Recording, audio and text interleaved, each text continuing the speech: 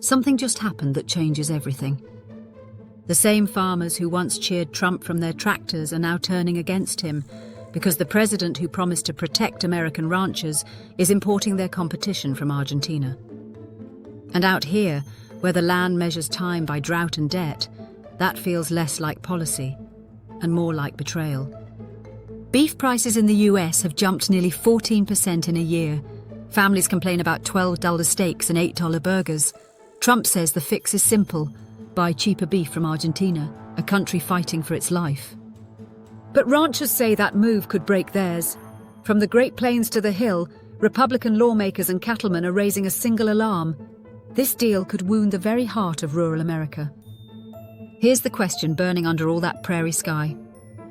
When a nation saves its consumers by sacrificing its producers, what kind of country does it become? Buck Verbine, president of the National Cattlemen's Beef Association, has watched markets all his life. They rise, they fall, they recover. But this is different.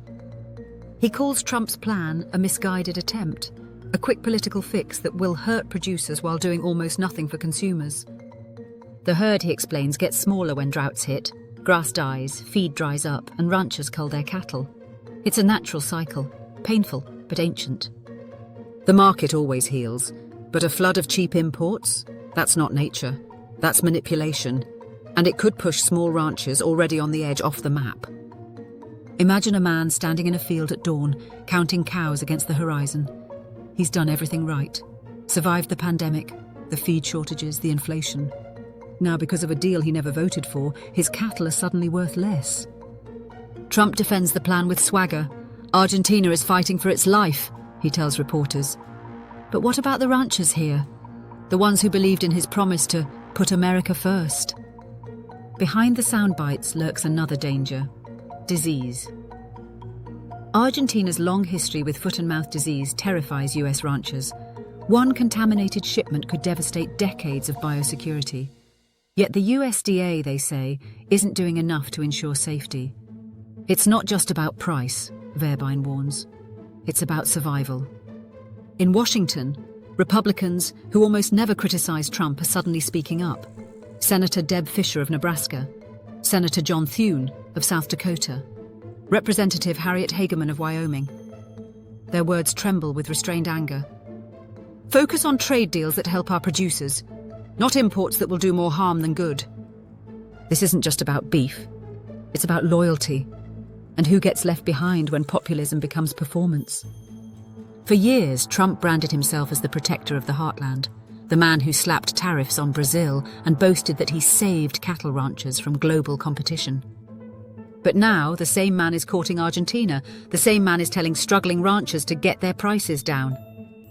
Behind the politics lies a deeper wound.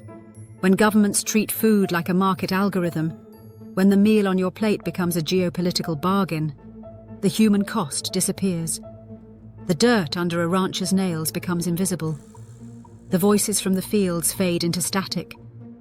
Trump's defenders say he's thinking of the consumer.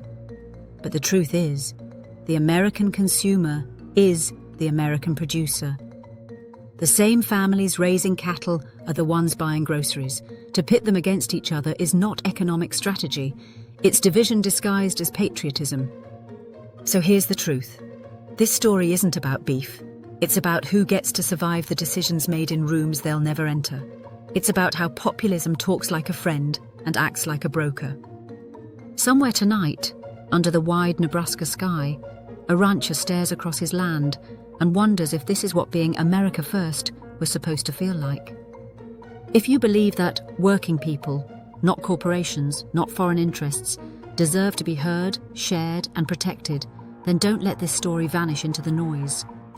Share this, speak it, let them know the land remembers who fed it.